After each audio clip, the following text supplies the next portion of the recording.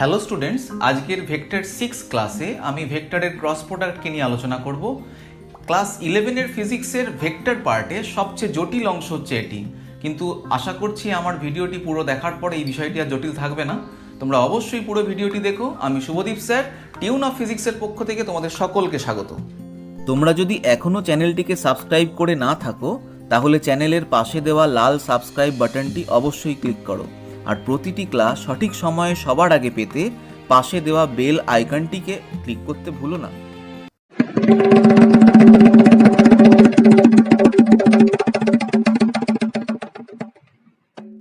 তোমরা প্রত্যেকেই নিশ্চয়ই খাতা পেন নিয়ে বসে গেছো। তোমাদেরকে আজকেও বলছি আমি, তোমরা খাতার একটা পাশে ইম্পর্টেন্ট পয়েন্টস বলে একটা পার্ট করে নাও, একটা কলাম থাকুক, আর যে জিনিসটা শিখবো তার থেকে যে পয়েন্টগুলো আমাদের ইম্পর্টেন্ট বলে মনে হবে তাকে এই জায়গায় লিখে রাখবো, এবং পরবর্তীকালে ক্রস প্রোডাক্টের যে সমস্ত অঙ্ক আসবে তাতে ওই ফর্মুলাগুলোকে যাতে সহজে অ্যাপ্লাই করতে পারি তার জন্য এই ব্যবস্থা। একে ভেক্টর প্রোডাক্ট এবং ভেক্টর ক্রস প্রোডাক্ট কেন বলে? কারণ দুটো ভেক্টরকে গুণ করার পর রেজাল্টটি যদি আবার একটি ভেক্টর হয় তখন তাকে ভেক্টর প্রোডাক্ট বলে। এবং ক্রস প্রোডাক্ট কেন বলা হয়? কারণ দুটো ভেক্টরকে গুণ করার সময় যেভাবে লেখা হয় সেই প্রসেসটায় ক্রস চিহ্ন দিয়ে লেখা হয়, তাই একে ক্রস প্রোডাক্টও বলে। তো আমি ধরলাম এ আর বি দুটো ভেক্টর, একটা এ ভেক্টর এদিকে আঁকলাম এবং বি ভেক্টরকে এদিকে আঁকলাম। তাহলে এ ক্রস বি, এদের রেজাল্টটিও একটি ভেক্টর হবে, তার জন্য আমি একে লিখলাম সি ভেক্টর। এই সি ভেক্টরটা কি হবে অ্যাকচুয়ালি মান এ আর বি দিয়ে সেটাকে যদি লিখি তাহলে হবে এর ভ্যালু অর্থাৎ মডিউলাস এ মডিউলাস বি সাইন থিটা। অনেকটা চেনা ফর্ম ডট প্রোডাক্টের মতন, ওখানে কস থিটা দিয়েছিল, এখানে সাইন থিটা, কিন্তু এখানে এই যে থিটা, এই থিটার জায়গাটা কিন্তু কস থিটার মতন নয়, একটু আলাদা। সেটা কি খেয়াল করো, আগের মতোই এ ভেক্টর আর বি ভেক্টরের মধ্যেকার কোণ থিটা যদি হয় সেই অনুযায়ী সাইন থিটা হয়েছে, কিন্তু এই থিটাটা খেয়াল রাখো always less than equals to 180 degree এবং greater than equals to 0 degree. অর্থাৎ থিটার মান সবসময় 0 ডিগ্রি ও 180 ডিগ্রির মধ্যে হতে হবে। মানে ধরো এখানে এ আর বি আছে এবং তাদের মধ্যেকার কোণ থিটা, তো এটা দেখে বুঝতে পারছি এটা লেস দ্যান 180 ডিগ্রি, তাহলে এই কোণটা নিয়ে কাজ করব। এবার ধরো দুটো ভেক্টর আছে, একটা বি এদিকে আছে আর এ এদিকে আছে, তো এইখানে ভেক্টর দুটোর মধ্যেকার কোণ কিন্তু আমরা এটা নেব না, কারণ এটা গ্রেটার দ্যান 180 ডিগ্রি। তাই তখন আমরা অ্যাকচুয়ালি এই কোণটা বাদ দিয়ে এই কোণটাকে নেব, কারণ এটা সেই একই রকমভাবে less than 180 degree greater than 0 degree. সহজ ভাষায় আবার আগের মতন বললে হয় যে দুটো ভেক্টরের মধ্যেকার মিনিমাম অ্যাঙ্গেলটাকে আমরা নেব। কিন্তু ডট প্রোডাক্টে আমরা যেটা দেখেছিলাম যে এই কোণটার মান যা হয়, এই দিকের কোণটা 360 ডিগ্রি মাইনাস থিটা করে কস থিটার জায়গায় বসালেও সেই একই কস থিটাই হয়, কিন্তু এখানে তা হবে না। এখানে যদি আমরা এই কোণটাকে জায়গায় 360 ডিগ্রি মাইনাস থিটা লিখি তাহলে কিন্তু আর সাইন থিটা থাকে না। তাই এইটা কিন্তু মনে রাখবে যে ক্রস প্রোডাক্টের ক্ষেত্রে থিটার মানটা এমন হতে হয় যেটা দুটো ভেক্টরের মধ্যে মিনিমাম কোণ হয়, বা সহজে বলতে গেলে theta always less than 180 degree equals to হবে এবং greater than equal to 0 degree হবে। তাহলে এই পয়েন্টটাকে আমরা ফার্স্ট লিখে রাখি, A cross B is itself একটা vector C equals to A B sine theta এবং theta less than equal to 180 degree greater than equals to 0 degree. এখন দেখো আমি যদিও ভেক্টরটার মান লিখেছি এটা, কিন্তু কোনো ভেক্টরিক্যাল সাইন দিইনি, তাহলে কি হবে? না, হবে না, কারণ আমি বলেইছি যে এ ক্রস বি এর ফলে যে রেজাল্টটা বেরোয় সেটিও একটি ভেক্টর। তাহলে এইটাকে এখানে শেষ করলে হবে না, এটার পাশে একটা ভেক্টর সাইন দিতে হবে, সেটাকে আমি লিখলাম এন ক্যাপ দিয়ে। এর জন্য এন ক্যাপ লিখলাম। এন ক্যাপ লেখার মাধ্যমে বোঝাতে চাইছি যে এটি একটি ভেক্টর যার direction N cap. N cap মানে কি? এন ক্যাপ কথাটার অর্থ হচ্ছে যে এ আর বি যে তলে আছে, ধরলাম এ আছে এদিকে বি আছে এদিকে, তাহলে এ আর বি নিয়ে যদি একটি তল আঁকতে হয় তাহলে আমি একটা সামন্তরিকের মতন অঙ্কন করলাম, তাহলে এই তলের পারপেন্ডিকুলার ডিরেকশনে হবে, এই তলটির পারপেন্ডিকুলার ডিরেকশনে এই এন ক্যাপটা হবে। এন ক্যাপ একটা ইউনিট ভেক্টর, ক্যাপ সাইন দিয়ে বোঝা যাচ্ছে, তো হয় এদিকে হতে পারে বা এদিকে হতে পারে। এই কারণে এন ক্যাপ বলে, নর্মাল ভেক্টর বলে, এন ফর নর্মাল। এবার এই তলের জন্য বুঝতে পারছো একই রকম ভাবে এইদিকে বা এদিকে বোঝাচ্ছে, এদিকে বা এদিকে হতে পারে। কিন্তু প্রশ্ন হলো এই এন এর ডিরেকশন অ্যাকচুয়ালি কোন দিকে হবে? দুদিকেই তো হতে পারে না। তাহলে একটা নির্দিষ্ট দিক হতে হলে যে নিয়ম একটা আছে, সেই নিয়মটা আমরা জেনে নিই, তাকে বলা হয় right hand rule. Right hand rule বলতে আমাদের এই ডান হাতটিকে খেয়াল করো। এই ডান হাতের এই যে আঙুলগুলো, এই যে 4টে আঙুল, বুড়ো আঙুল বাদ দিয়ে, এই 4টে আঙুল বরাবর প্রথম যে ভেক্টরটিকে লেখা হয়েছে সেই বরাবর রাখবো। যেমন ধরো আমি বোঝানোর জন্য দেখাচ্ছি, যেমন এইখানে এ লেখা হয়েছে আর বি লেখা হয়েছে। এবার নির্ণয় করতে হবে এ ক্রস বি। তাহলে প্রথমে কাকে লেখা হয়েছে? এ কে লেখা হয়েছে। তো আমি এ যেদিকে আছে সেই বরাবর হাতটিকে রাখলাম। তোমরা দেখতে পাচ্ছ এ বরাবর হাতটিকে রেখেছি, এই 4টে আঙুল এর মুখে আছে। এবার বি কোন দিকে? বি হচ্ছে এই দিকে, আমার এই পেনটা যেদিকে দেখাচ্ছে সেদিকে। তাহলে বি বরাবর এই 4টে আঙুলকে আমি ঘুরিয়ে দেব। তাহলে বুড়ো আঙুলটা যে বরাবর থাকবে সেটি হবে এ ক্রস বি এর দিক। তাহলে এক্ষেত্রে এই দিকে এন ক্যাপটি হবে না, এন ক্যাপের ডিরেকশন এটাই হবে। তাহলে এ ক্রস বি এর ডিরেকশন হবে এই ডিরেকশনে। এবার ধরো আরেকটি উদাহরণ দেখাচ্ছি, যে ধরলাম এদিকে আছে বি, এদিকে আছে এ। তোমরা একটু নিজেরা প্র্যাকটিস করে দেখো তো, যে এক্ষেত্রে এ ক্রস বি যদি বলা হতো তাহলে তার ডিরেকশন কোন দিকে হতো? তাহলে আবার একই রকম ভাবে এ কোন দিকে? এদিকে। তাহলে আমি এরম ভাবে রাখলাম এ। এবার বি এর দিকে যেতে হবে, বি কোন দিকে আছে? বি তো এরম ভাবে আছে। তাহলে এইভাবে ঘোরাতে পারবো? এটা হাত মুঠো হবে না, হবে না। তাহলে এইভাবে হাত রাখলে হবে না এক্ষেত্রে। তাহলে কিভাবে রাখবো? হাতটাকে এইভাবে রাখবো। এইবার বি কোন দিকে? এদিকে। এবার অনায়াসে মুট করতে পারবো। এবার এই যে মুট করার ফলে বুড়ো আঙুলটা কোন দিকে? নিচের দিকে হলো, এই ডিরেকশনে হবে এ ক্রস বি। তাহলে যদি এইভাবে আঁকা হয় তাহলে এ ক্রস বি ডিরেকশন নিচের দিকে হচ্ছে, তার জন্য এর ক্ষেত্রে এন ক্যাপটা এদিকে হবে। তাহলে এই ডিরেকশনটাই হচ্ছে এইরকম কনস্ট্রাকশনের জন্য এ ক্রস বি এর ডিরেকশন, আর এরকম কনস্ট্রাকশনের জন্য এ ক্রস বি এর ডিরেকশন এদিকে। তাহলে এটা তোমরা বুঝতে পারলে যে এ ক্রস বি হচ্ছে এমন একটি ভেক্টর যার দিক এ এবং বি উভয়ের সঙ্গে পারপেন্ডিকুলার হয়, এবং এ বি নিয়ে যে তল গঠিত আছে তার সঙ্গেও পারপেন্ডিকুলার। অর্থাৎ আমরা সেকেন্ড পয়েন্টে লিখে নিই যে এন ভেক্টরটি perpendicular to A vector and B vector, বা N vector is perpendicular to A ও বি ভেক্টর নিয়ে গঠিত তল। এবার যদি বলি এ ক্রস বি এর মান কি হলো? এ ক্রস বি এর মান হলো এ ক্রস বি তার modulus equals to A B sine theta. এটা হচ্ছে মান। আর একটা জিনিস আমরা বুঝলাম যে দিক হয় এ আর বি এর মধ্যে কাকে আমরা আগে লিখেছি সেই বরাবর আমরা 4টে আঙুলকে রেখে সেকেন্ড যে ভেক্টরটাকে লিখেছি সেই বরাবর 4টে আঙুলটাকে বেন্ড করতে পারলে বুড়ো আঙুলটা যেদিকে থাকবে সেই বরাবর এ ক্রস বি এর ডিরেকশন হবে, অর্থাৎ এন ক্যাপটা হবে। তো আমরা এই যে আরেকবার ছবিটা এঁকে একটা জিনিস দেখাচ্ছি, যে যদি এ আর বি এদিকে হয় তাহলে এদেরকে নিয়ে গঠিত তল এবং রাইট হ্যান্ড রুল মেনে করলে এ ক্রস বির জন্য যে ডিরেকশনটা হচ্ছে এদিকে হচ্ছে, তাহলে এই বরাবর হচ্ছে এ ক্রস বির ডিরেকশন হচ্ছে। কিন্তু যদি বি ক্রস এ বলতো তাহলে কোন দিকে হতো? তাহলে বি ক্রস এ, বি বরাবর প্রথমে রাখলাম, এ এদিকে, তাহলে এদিকে গেল, তাহলে নিচের দিকে ডিরেকশন হলো। তাহলে এই বরাবর বি ক্রস এ ডিরেকশন।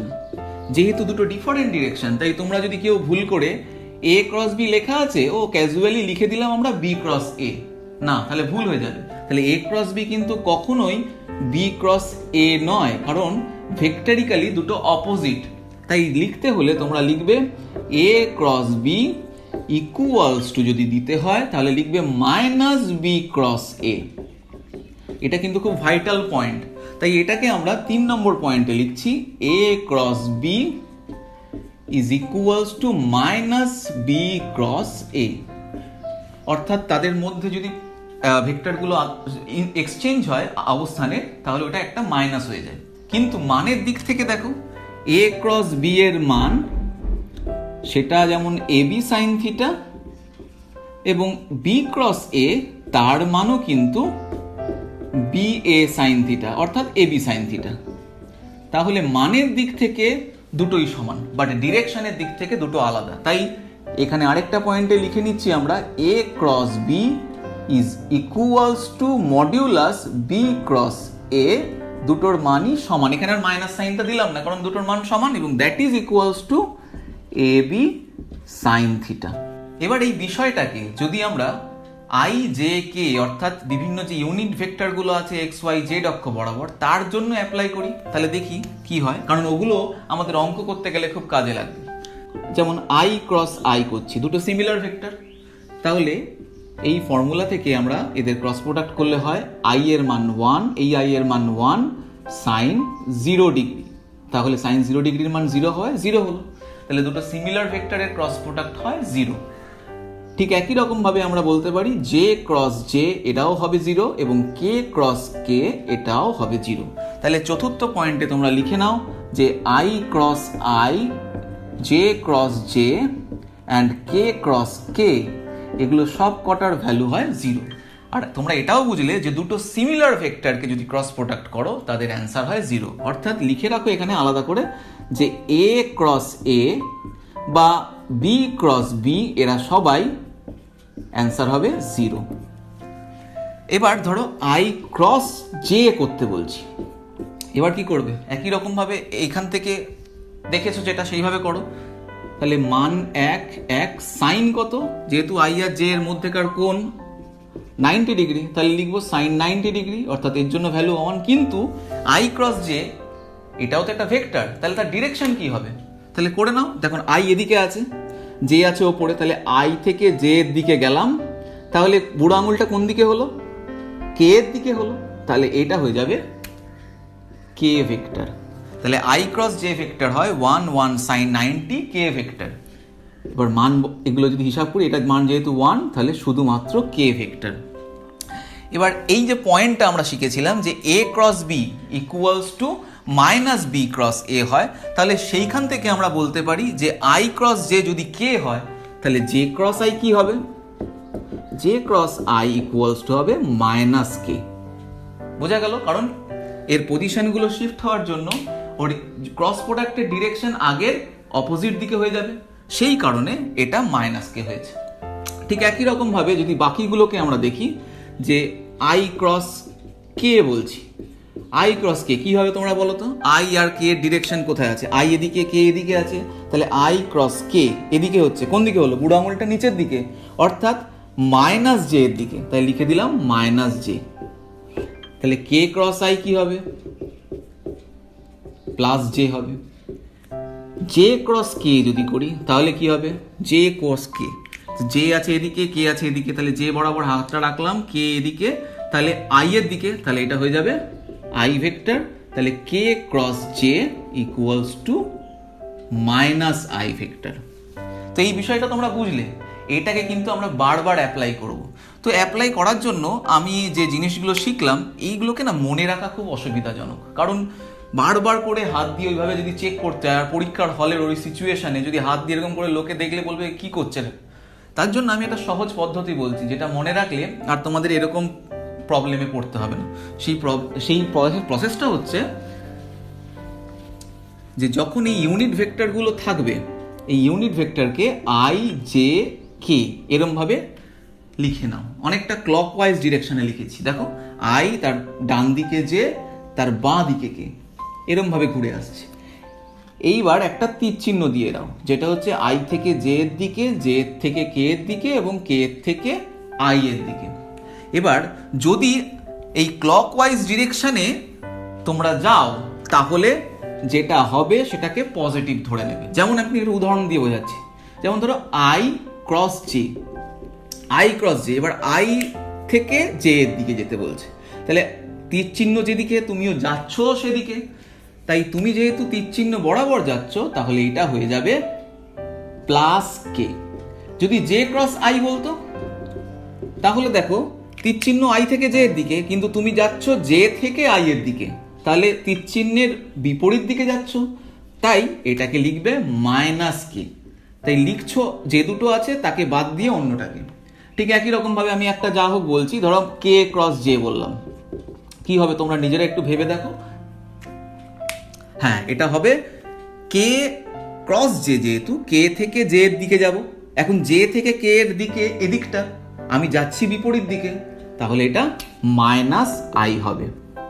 তাই এই প্রসেসটা বা এই নিয়মটা যদি তোমরা জেনে রাখো, তাহলে আর তোমাদের ওই হাতের সাহায্যে যে বারবার ক্যালকুলেশন করছো তাতে যে কষ্টটা হচ্ছে সেটা আর হবে না। অনেক সহজে তোমরা ক্যালকুলেশন করে কি ইউনিট ভেক্টরটা হবে সেটা লিখে দিতে পারবে। তো তোমরা এইটাকেও একটা পয়েন্ট আকারে লিখে নাও। পঞ্চম পয়েন্টে লেখো আই জে কে ক্লকওয়াইজ ডিরেকশনে তীর চিহ্ন আঁকো, এবং যদি ক্লকওয়াইজ ডিরেকশনেই তোমরা যাও তাহলে পজিটিভ লিখবে, আর যদি তোমরা অ্যান্টি ক্লকওয়াইজ ডিরেকশনে যাও তাহলে তোমরা নেগেটিভ দিয়ে লিখবে। এবার দুটো ভেক্টরকে এ আর বি লিখলাম a1 i cap b1 j cap c1 k cap, B vector লিখলাম a2 i cap b2 j cap এবং c2 k ক্যাপ। এই দুটো ভেক্টরের ক্রস প্রোডাক্ট কীরকম হবে বা কিভাবে নির্ণয় করতে হয় তা শিখবো, আর এগুলোকেই বেশি পরীক্ষায় অঙ্কের আকারে দেয়, নাম্বার দেয় 3 নাম্বারের মতন। তো দেখি প্রসেসটা কি হবে। তো এইখানে আমরা যদি ক্রস প্রোডাক্ট করতে হয় একটা একটা করে ক্রস প্রোডাক্ট করব। সেজন্য আমি করলাম কি, a1 i ক্যাপ দিয়ে একবার এটাকে করব, একবার এটাকে করব, একবার এটাকে করব। দেখো i এর সঙ্গে i যদি ক্রস হয়, আমরা শিখে নিয়েছি i ক্রস i কি হয় না 0 হয়, সিমিলার গুলো। তাহলে এইটার সঙ্গে এটা বাদ দিয়ে কেবলমাত্র এটা আর এইটা হবে। তাহলে সেই দুটোকে আমি নিয়ে লিখলাম a1 b2 i cross j plus a1 c2 i cross k। তো এই দুটোর থেকে আগে কিছুটা বুঝে নিই, তারপর আমরা নেক্সট পার্টগুলো মানে b1 এর সঙ্গে এবং c1 দিয়ে করলে কি কি হবে সেগুলো বুঝবো। যেমন ধরো i ক্রস j হলো, এবং i ক্রস j মানে কি, এইখানে থেকে আমরা যদি বোঝার চেষ্টা করি তোমরা বুঝতে পারবে। i ক্রস j মানে i থেকে j এর দিকে গেছে, তার একই ডিরেকশনে, তাহলে পজিটিভ কে হবে। তাহলে এইটাকে না লিখে আমরা লিখে দেবো কে ভেক্টর। আর i ক্রস কে তাহলে কি হবে, i ক্রস কে অপোজিট দিকে যাচ্ছি, ডিরেকশনের বিপরীত দিকে হয় মাইনাস জে হবে। তাহলে এইটা হয়ে গেল এই দুটো। তাহলে এবার থেকে আমরা যখন ক্রস প্রোডাক্ট করব, ক্রস প্রোডাক্ট করার পর যেটা হচ্ছে সেটা জেনে বুঝেই লিখবো।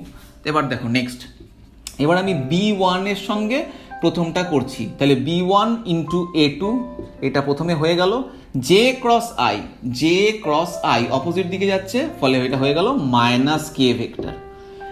আবার b1 j এর সঙ্গে b2 j, এবার দুটোই সিমিলার, j ক্রস j মানে এটা 0 হয়ে যাবে। তাহলে b1 j এর সঙ্গে c2 k করি, তাহলে b1 c2, আর j ক্রস k হ্যাঁ একই ডিরেকশনে আছে, তাহলে plus i vector. Next c1 k এর সঙ্গে a2i, তাহলে c1 a2, আর k ক্রস i, তা k ক্রস i কোন দিকে, হ্যাঁ একই ডিরেকশনে, তাহলে প্লাস j হবে।